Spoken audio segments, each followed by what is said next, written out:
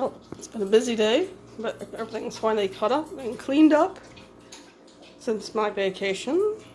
So we're starting with a clean kitchen. And we'll see if anything happens tonight. Well, let's see what we have here.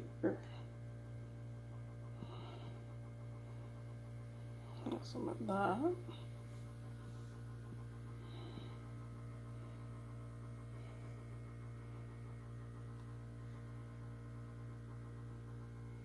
Nothing still there.